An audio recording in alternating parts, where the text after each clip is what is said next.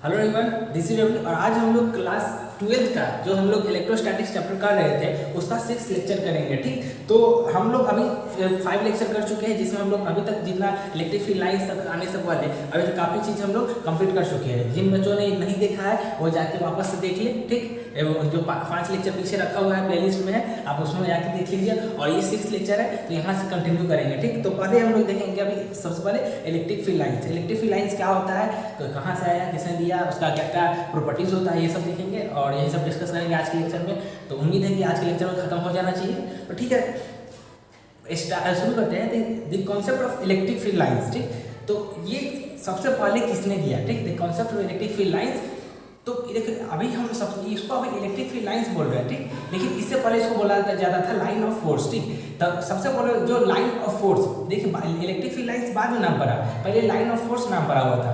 तो line of force का सबसे पहले जो जिन्होंने दिया था उनका क्या नाम था? Sir Michael Faraday. ठीक, सर माइकल फैराडे उनका नाम था। ठीक, सर माइकल फैराडे। ठीक, हम लिख देते हैं बोर्ड पे, सर माइकल फैराडे। इन्होंने सबसे पहले लाइन्स ऑफ फोर्स, ठीक, इलेक्ट्रिक फील्ड लाइन्स बाद में नाम दिया गया था, सबसे पहले लाइन्स ऑफ फोर्स। ठीक, लाइन्स ऑफ फोर्स नाम दिया गया था। इसका इन्होंने कॉन्सेप्ट सबसे पहले सर माइकल फैराडे ने दिया। तो उसके बाद कुछ समय बाद लाइन्स ऑफ फोर्स को क्या नाम दे दिया गया? Electric field lines. ठीक, इस कुछ समय बाद क्या नाम दे दिया गया? Electric field lines. तो ये इलेक्ट्रिक फील्ड लाइन्स होता क्या है? ठीक, तो देखिए it is the hypothetical geometrical structure. ठीक, it is the hypothetical geometrical structures either in the form of straight line or in the curved line, either in the form of straight line or in the curved line, which gives the information about the how strongly electric field is present at a particular point। ठीक, किसी भी space में, जैसे हम example देते हैं आपको, ये कहना क्या चाहता है कि यह एक हाइपोथेटिकल ज्योमेट्रिकल स्ट्रक्चर है जो कि हमको इलेक्ट्रिक फील्ड क्या कितना ज़्यादा स्ट्रॉन्ग है, वहाँ पर कितना ज़्यादा वहाँ पे स्ट्रॉन्ग है, एक स्ट्रेंथ है उसका इलेक्ट्रिक फील्ड का, उसके बारे में बताता है ये लाइन्स। ठीक, तो ये क्या हो सकता है? या तो पहले स्ट्रेट हो सकता है, ठीक, या तो स्ट्रेट लाइन हो सकता है, या तो कर्व लाइन हो सकता है। ठीक, यह ज्योमेट्रिकल हाइपोथेटिकल स्ट्रक्चर माना हुआ है कि ऐसा कुछ होगा। ठीक, आपका एग्जैक्ट पता नहीं, मतलब हम लोग एज्यूम करते हैं हाइपोथेटिकल स्ट्रक्चर है। तो किस तरह का हो सकता है? या तो स्ट्रेट लाइन हो सकता है या तो कर्व लाइन हो सकता है। और दूसरी बात ये है कि इसका क्या काम है, तो यह बताता है कि इलेक्ट्रिक फील्ड, ये जो इलेक्ट्रिक फील्ड लाइन्स है, ये इलेक्ट्रिक फील्ड यह बताता है कि वहाँ पे इलेक्ट्रिक फील्ड कितना ज़्यादा मजबूत है, कितना ज़्यादा उसका ताकत है, वहाँ पे कितना ज़्यादा किस डेंसिटी में फैला हुआ है, कितना घन तत्व, हिंदी में बोलते हैं घन तत्व, बिहार वर्ड में कोई हिंदी का मीडियम तो अच्छा होगा तो उसको पता समझ में आएगा कि घन तत्व के किसको कहते हैं। वो उसके बारे में है कि वहाँ पे कितना इलेक्ट्रिक फील्ड मौजूद है। ठीक, उसके बाद बताया जाता है कि relative strength of the electric field is directly proportional to the number of lines. जितना नंबर ऑफ लाइन्स रहेगा, ठीक, जितना नंबर ऑफ लाइन्स रहेगा, जितना लाइन्स का डेंसिटी ज़्यादा रहेगा, वहाँ पे इलेक्ट्रिक फील्ड उतना ही ज़्यादा रहेगा। बात समझ में क्या? ये कहना क्या चाहता है कि जितना ज़्यादा लाइन्स दिखाई देगा आपको, मतलब उतना ही ज़्यादा इलेक्ट्रिक फील्ड रहेगा, या जितना ज़्यादा इलेक्ट्रिक फील्ड रहेगा उतना ही ज़्यादा वहाँ पे क्या होगा ना, उतना ही लाइन होगा। ठीक, बात समझ में है? उसके बाद ये जो डायरेक्शन होगा, ठीक, डायरेक्शन होगा इलेक्ट्रिक फील्ड का, वो किस तरह का होगा? वो किसके तरफ होगा? स्ट्रेट लाइन में है तो सीधा होगा, डायरेक्ट इस तरह एरो में दिखाया जाएगा। लेकिन अगर इलेक्ट्रिक फील्ड का जो डायरेक्शन होता है वो किस तरह होता है? अगर स्ट्रेट लाइन है तो एकदम एलोंग टू द लाइन हो जाएगा, along to the straight line. लेकिन अगर ये कर्व लाइन है, इसका डायरेक्शन क्या होगा? तो इसका डायरेक्शन होगा इसके टेंजेंट के एलोंग। ठीक, इसके तो हम लोग बात कर रहे थे कि जो डायरेक्शन होगा, ठीक, वो जो हम लोग बात कर रहे थे कि जो डायरेक्शन होगा इलेक्ट्रिक फील्ड लाइन का वो इस तरह, मतलब इसके जो अगर वर्टिकल मतलब स्ट्रेट लाइन है तो ये इस लाइन के अलॉन्ग होगा, अगर कर्व लाइन है तो कर्व लाइन में इसका डायरेक्शन क्या होगा? इसके टेंजेंट के अलॉन्ग होगा। तो हम बता रहे थे कि एग्जाम्पल एक दे रहे थे कि दो एक कर्व लाइन है, उसका जो हमको डायरेक्शन निकालना होगा इलेक्ट्रिक फील्ड लाइन का, तो उसका टेंजेंट के अलॉन्ग होगा, जो उसका टेंजेंट का डायरेक्शन होगा वही उसके इलेक्ट्रिक फील्ड लाइन का डायरेक्शन होगा। तो इसका डायरेक्शन किसके कैसे जानेंगे क्या होगा इसका डायरेक्शन? तो स्ट्रेट लाइन का उसकी लाइन के अलॉन्ग होगा, ठीक, उसके एरो के अलॉन्ग होगा, और कर्व लाइन का उसके टेंजेंट के अलॉन्ग होगा। जो वहाँ पे कर्व लाइन होगा उसको टेंजेंट बना दीजिएगा, जिस डायरेक्शन में टेंजेंट होगा उस डायरेक्शन में उसका इलेक्ट्रिक फील्ड लाइन्स होगा। बात समझ में?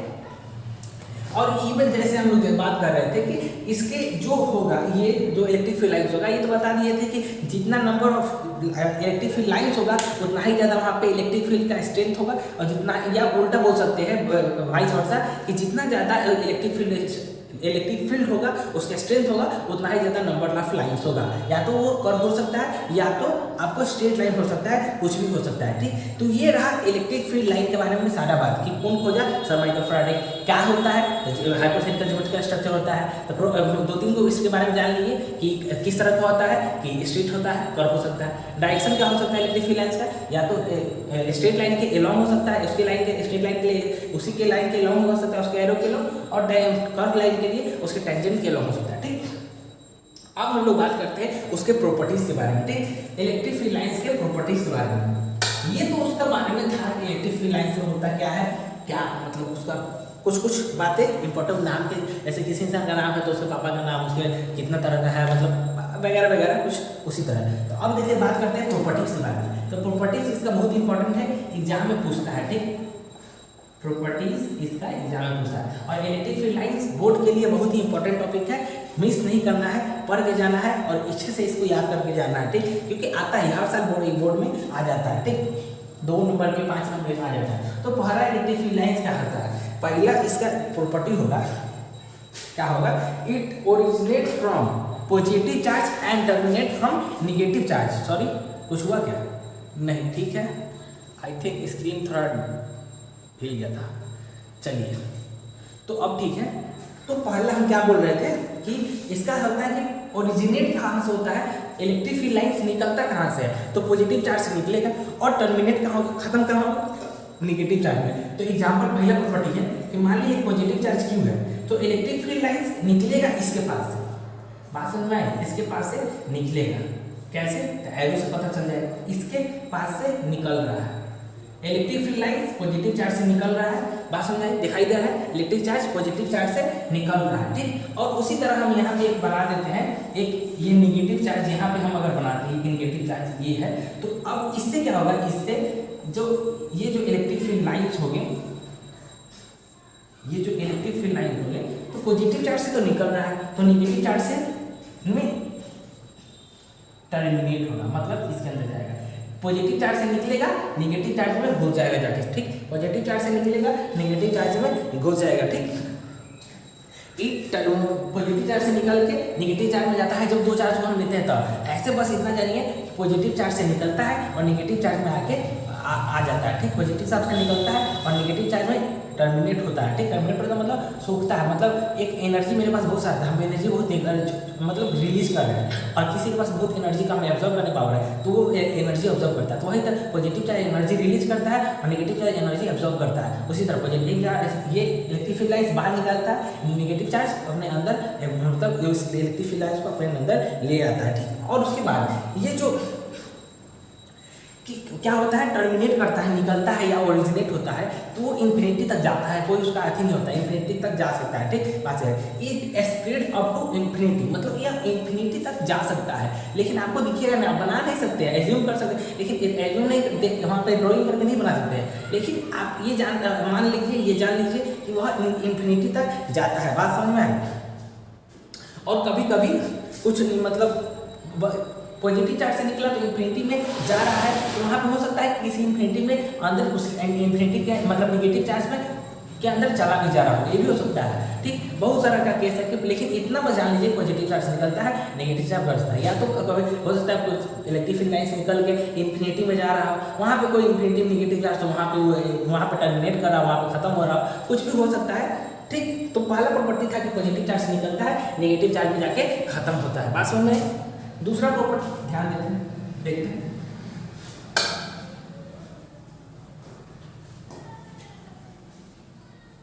दूसरा प्रॉपर्टी क्या है इसका, ध्यान दीजिएगा। दूसरा प्रॉपर्टी ये है कि चार्ज रिमेन्स, ठीक, इन चार्ज फ्री। ठीक, इन चार्ज फ्री, किसी भी जहाँ पे चार्ज होगा, ठीक, किसी भी, जैसे हम कहना क्या चाह रहे हैं कि कोई भी जैसे इलेक्ट्रिक फील्ड लाइंस है, ठीक, ये इलेक्ट्रिक फील्ड लाइंस है, यहाँ पे डिस्टर्ब नहीं होगा। क्यों? क्योंकि यहाँ चार्ज फ्री है, यह चार्ज फ्री है, यहाँ पे यहाँ डिस्टर्ब नहीं होगा। क्यों? क्योंकि यह चार्ज फ्री है। चार्ज फ्री का मतलब कि यहाँ पे कोई एक्सटर्नल चार्ज नहीं है, कोई एक्सटर्नल चार्ज नहीं है। क्यों नहीं है? इसीलिए यह यूनिफॉर्म है। जैसे कि मान लिया अगर कोई चार्ज होता तो यहाँ पे पॉजिटिव चार्ज होता तो मतलब कुछ उसके अंदर बिहेवियर अलग आ जाता, वो आपको पता चलेगा आगे। हम जैसे प्रॉपर्टी समझिएगा कि क्या हो जाता, प्रॉब्लम हो जाता है, वो समझ में आएगा कि ये यूनिफॉर्म होगा। इलेक्ट्रिक फील्ड लाइंस यूनिफॉर्म होता है कहाँ? जहाँ पे चार्ज नहीं रहता, ज़्यादा चार्ज नहीं रहता है। एक चार्ज रहा, वहाँ से निकला, वो यहाँ पे यूनिफॉर्म होगा। 2-3 आएगा तो वहाँ पे कुछ अलग अलग टाइप का बनने लगता है, वहाँ पे दूसरे चार्ज के कारण इससे भी तो कुछ निकलेगा, इससे भी कुछ निकलेगा, यहाँ ऑब्जर्व करेगा। तो इस लाइन में, इसके लाइन के कारण ये लाइन डिस्टर्ब हो जाएगा। बस ये समझिए, ठीक है। कि जैसे बात कोई मतलब एक दुकानदार अपना दुकान चला रहा है, ठीक, कोई दुकानदार अपना दुकान चला रहा है, उसका दुकान बढ़िया से चल रहा है, लेकिन वहाँ पे कोई दूसरा दुकानदार अगर दुकान चलाने लगे तो उसका तो ये होगा ना कि कस्टमर, उसका जो कस्टमर है वो इफेक्ट होगा। वो मतलब आधा नहीं, कम से कम जो 10 कस्टमर आ रहे हो उसमें से 2 कस्टमर उसके पास चला जाएगा, तो उसका डिस्टर्ब हुआ कि नहीं? वो यूनिफॉर्म अनयूनिफॉर्म हुआ कि नहीं? उसी तरह यहाँ पे जो इलेक्ट्रिक फील्ड लाइंस है वो यूनिफॉर्म है।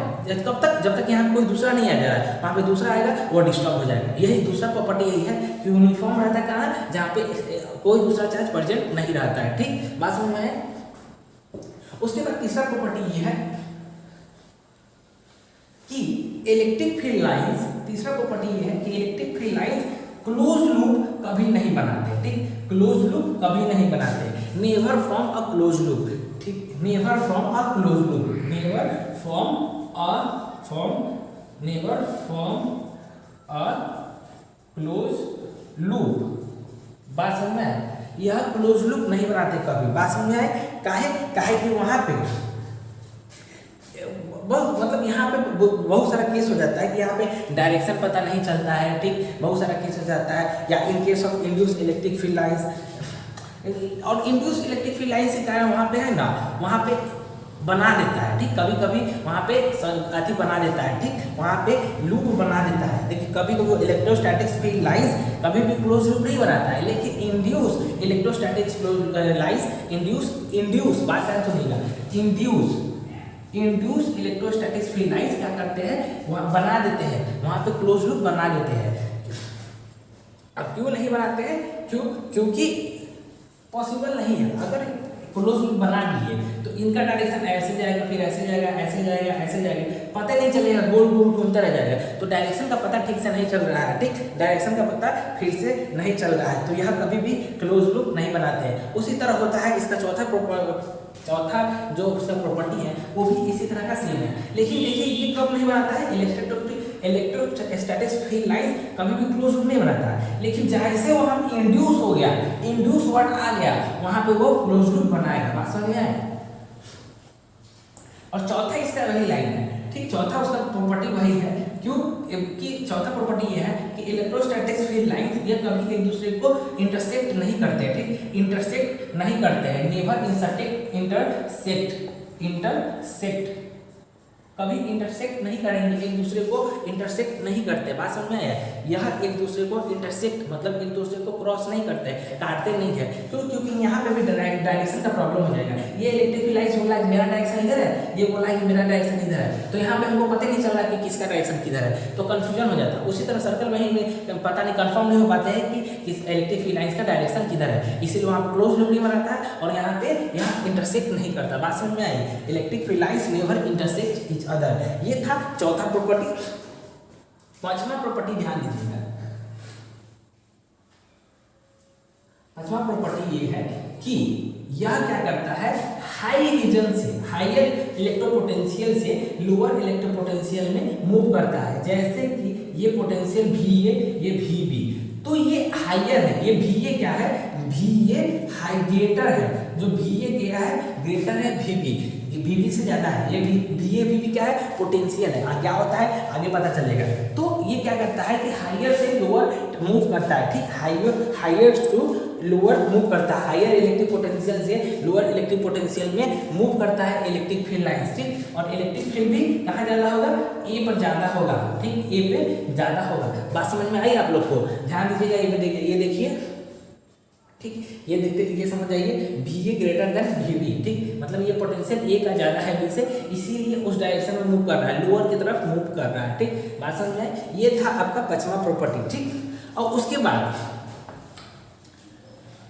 छठा प्रॉपर्टी इसका क्या है कि किसी भी कंडक्टर के अंदर, किसी भी मेटालिक कंडक्टर के अंदर इलेक्ट्रिक फील्ड लाइंस नहीं होता है, ठीक, किसी भी मेटालिक कंडक्टर के अंदर इलेक्ट्रिक फील्ड लाइंस नहीं होता है। यहाँ पे इलेक्ट्रिक फील्ड लाइंस गया, बीच में मेटल होता है, ठीक, मेटालिक कंडक्टर मतलब मेटल, इसके बीच में ये इलेक्ट्रिक फील्ड लाइंस बीच में नहीं होगा, ये आएगा यहाँ से चला जाएगा, सॉरी थोड़ा हम गलत फिगर बना दिए, ऐसे चला जाएगा, ठीक, इसी तरह ये आएगा इस तरह ऊपर से क्रॉस करके चल जाएगा, बात समझ में आए। ये इलेक्ट्रिक फील्ड लाइंस क्या करता है, मेटल के अंदर नहीं होता है, ठीक, मेटल के अंदर इलेक्ट्रिक फील्ड लाइंस नहीं होता है, ठीक। Net electric field inside metal is conductor is zero, metal के अंदर क्या होता है, जीरो होता है, बात समझ में आया। चलिए ये था आपका छठा प्रॉपर्टी कि किसी भी मेटल के अंदर इलेक्ट्रिक फील्ड लाइंस क्या होता है, जीरो होता है, बात समझ में आई। एक मिनट, चलिए, तो किसी भी मेटल के अंदर इलेक्ट्रिक फील्ड लाइंस क्या होता है, जीरो होता है, मेटल के अंदर इलेक्ट्रिक फील्ड लाइंस नहीं होता है, ठीक, बात समझ में आए। अब उसके बाद ये मेरा 7वां प्रॉपर्टी, ये छठा था, अब ये मेरा नेक्स्ट होगा, एक मिनट कहा गया, 7वां प्रॉपर्टी मेरा ये होगा कि जो इलेक्ट्रिक फील्ड लाइंस होते हैं, ठीक, इलेक्ट्रिक फील्ड लाइंस होता है किसी भी कंडक्टर से निकलने के वक्त ये क्या करता है, यहाँ से पॉजिटिव चार्ज है, ये कंडक्टर मेटल मेरा पॉजिटिव चार्ज है, तो इलेक्ट्रिक फील्ड लाइंस पॉजिटिव से ही निकलता है, तो ये निकलता है ना, ये जो निकलेगा वो हमेशा 90 डिग्री बनाएगा, ठीक, ये जो इलेक्ट्रिक फील्ड लाइंस यहाँ से निकल रहा है इस कंडक्टर से, वो कितने एंगल पे निकलता है, 90 डिग्री एंगल पे निकलता है, बात समझ में आई। किसी भी मेटालिक कंडक्टर से, पॉजिटिव चार्ज कंडक्टर से इलेक्ट्रिक फील्ड निकल रहा है तो वह क्या कर रहा है, 90 डिग्री बनाता है, बात समझे, वह क्या करता है, 90 डिग्री बना के एंगल बना के ही निकलता है, बात समझ में आई।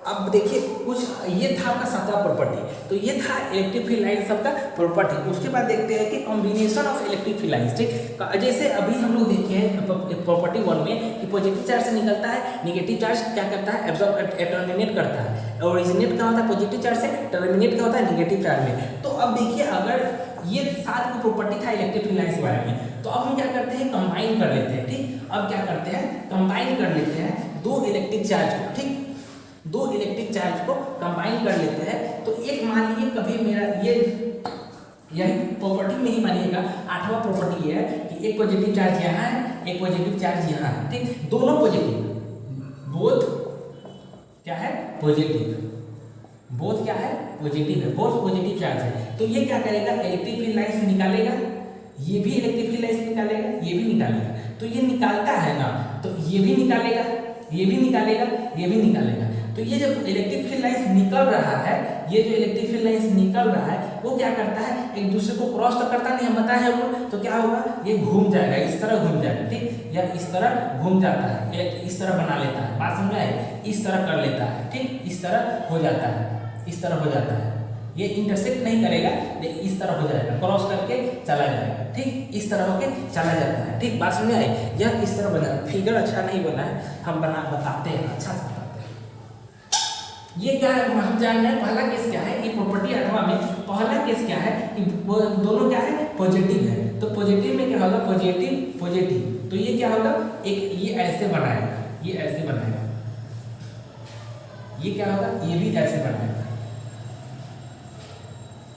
ये ऐसे बनाता है, ये पॉजिटिव चार्ज है, ये इलेक्ट्रिक फील्ड लाइंस ऐसे हो जाता है, वो इंटरसेक्ट नहीं करता, सामने जाता है मुड़ के चला जाता है, देखता है कि वहाँ पॉजिटिव चार्ज, हमें पॉजिटिव चार्ज है, मुड़ के चला जाता है, सेम चार्ज, सेम दोनों चार्ज सेम है, सेम पॉजिटिव चार्ज। अब इसी में सेम क्या करता है, अब आएगा निगेटिव चार्ज, ठीक, सेम निगेटिव चार्ज आएगा, तो निगेटिव चार्ज में भी यही होगा, ठीक, निगेटिव चार्ज में भी यही होगा, निगेटिव चार्ज में भी यही होगा। लेकिन बात यहाँ आई है, वो क्या कर रहा था, ये पॉजिटिव चार्ज में बाहर निकल रहा था, और ये क्या होगा, इसमें आएगा, ये बाहर ऐसे जा रहा था, तो इसमें ये ऐसे आएगा, ठीक, ये ऐसे आएगा, बात समझे, ये सॉरी ये ऐसे निकल रहा था, ठीक, ये ऐसे पॉजिटिव चार्ज में ऐसे ऐसे बाहर निकल रहा था, ऐसे जा रहा था, तो अब ये क्या हो जाएगा, डायरेक्शन इसका चेंज होएगा। नेगेटिव चार्ज में ये इस तरह जाएगा, ठीक, ये इस तरह घूम के ऐसे जाएगा, ये घूम के ऐसे जाएगा, ये घूम के ऐसे जाएगा,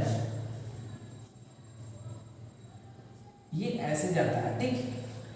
पॉजिटिव चार्ज में चार्ज ऐसे जैसे दो चार्ज यहाँ है, तो ये इस तरह निकल के गोल गोल बना रहा है, ठीक, इस तरह निकल के बाहर जा रहा है। लेकिन निगेटिव चार्ज में क्या होता है, वो तो चार्ज को टर्मिनेट करता है, अपने पास वो लाता है वो इलेक्ट्रिक फील्ड लाइंस को, तो वो इस तरह इसके पास निगेटिव चार्ज के पास आते जाएगा, गोल गोल सर्कल बना के आते जाएगा, लेकिन दोनों से टकराएगा नहीं, ठीक। तो वही एक बात बताइए कि अगर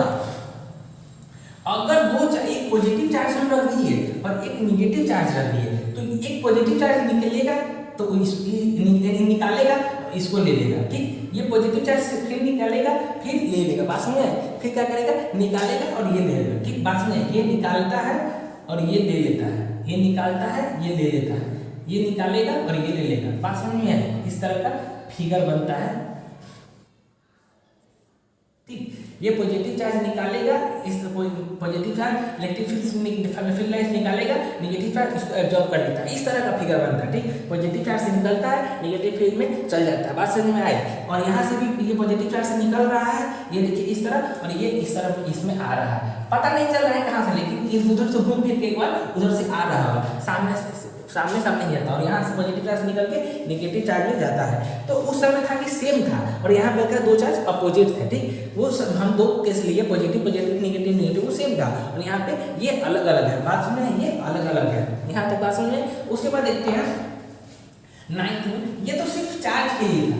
तो एक मगर मान लीजिए मेरा 9th पॉइंट ये है कि एक मेटालिक कंडक्टर है, ठीक, पॉजिटिव मेटालिक कंडक्टर, इसके फिर से इलेक्ट्रिक फील्ड लाइंस निकलेगा, डायरेक्ट इस तरह स्ट्रेट लाइन निकलेगा, ठीक, इस तरह डायरेक्ट स्ट्रेट लाइन निकलता चल जाएगा, ठीक, स्ट्रेट लाइन निकलेगा, ठीक, स्ट्रेट लाइन निकलता चल जाएगा। अगर निगेटिव चार्ज रहा, ये अगर निगेटिव चार्ज रहा, ये बीच में निगेटिव रहा, तो क्या होगा, ये जो जब बाहर निकल रहा है वो अंदर चलने लगेगा, जो बाहर निकल रहा है वो अंदर चल जाएगा, बात समझ में आई।